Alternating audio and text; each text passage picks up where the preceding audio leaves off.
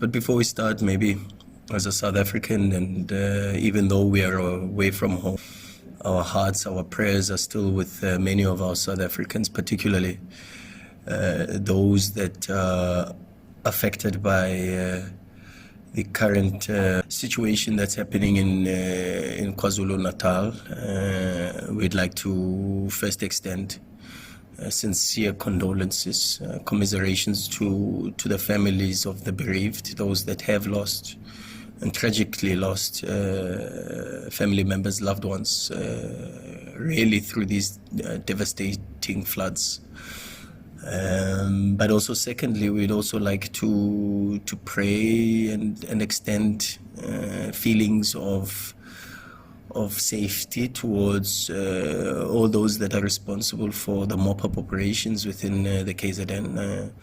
I think what's important is that we see ourselves through this, we can call it also a pandemic, national crisis, in the sense that it really has caught a lot of us unawares. A disaster such as this can only be one that if we unite and try to stick together and try to give a hand when we can and wherever we can, we should be able to extend that. And I think it's important that South Africans, and particularly the South Africans that have been affected by these devastating floods, know that they are not alone, and we want to extend our hearts and prayers and our feelings towards them and give them as much support as we can. So yeah, just to feel that on behalf of Mamelodi Sundowns, the club, the president, the chairman, and everybody associated with the club, our supporters, the players, the technical team, we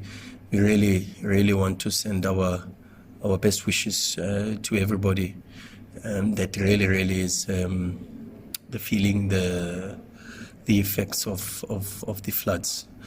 But and it's very difficult to talk about football when you already think about what happens within your own country, because the reality is we are mere servants of our country. We come to Luanda as representatives, as soldiers of South Africa. And with everything that's happening, it becomes very, very difficult to not have one eye on the unfortunate scenes.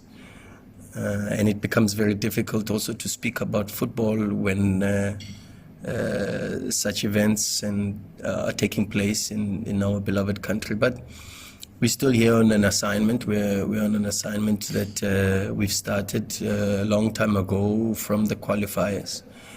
And we are continuing with the journey, and that continuation has brought us to Angola to play against a very good side in Petro, a well-coached side with some very, very good players, very experienced players like Job, the number 11, Jaredi, the 29, Yano, the number 9 up front, very aggressive box striker, always looking to finish.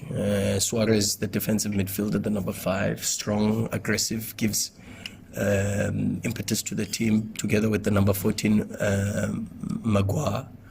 So yeah, strong team, very, very good opponent that plays the game the way we believe football should be played, and in a certain way that has a very similar identity to us. They build from the back, they look to press from the top, they look to dominate the game and have possession. So we know what's at stake and what lies ahead, and ours is now to just put the final preparations and be a bit more specific in our fine-tuning of our schemes to be able to give ourselves a chance to be in South Africa in the second leg with an opportunity to progress to the semi-finals. Well, at least the good thing from a psychological perspective is we come from 2 very good results where we scored a lot of goals.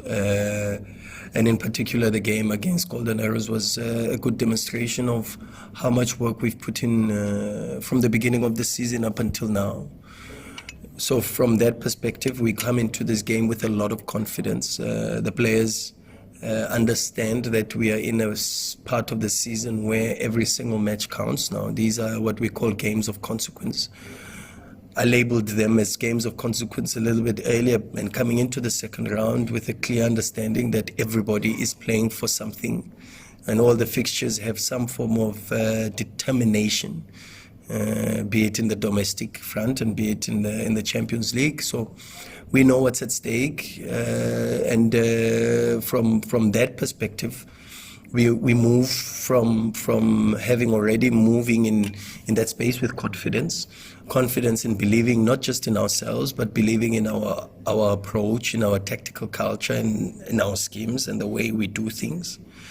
Confidence in the team and its ability to stay together and fight for each other and work for each other, and even in certain moments throughout the season when we've had difficult moments, we've shown that we can stay together and see through the difficult moments, be it on the pitch or between games, etc., etc. But we're a team that's shown that resilience and the ability to stick together in difficult moments. And we know that quarterfinals against very good teams, like a team like Pedro, there are going to be some difficult moments on Saturday. And ours is to make sure that we are ready to be resilient and to soldier on and fight through for the badge and for our supporters and try to represent them as best as we can.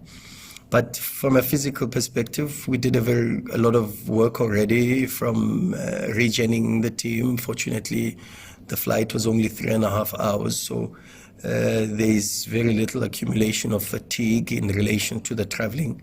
But of course, because we are still 48 hours post our match against Golden Arrows, we are still within that phase of recovery and regenerating the body. So to give a bit more preparation from that perspective, and that's why today we have then our first session from a tactical perspective to try to fine-tune and put some of the work that our analysts have done and put some of that work onto the pitch. Thank you so much.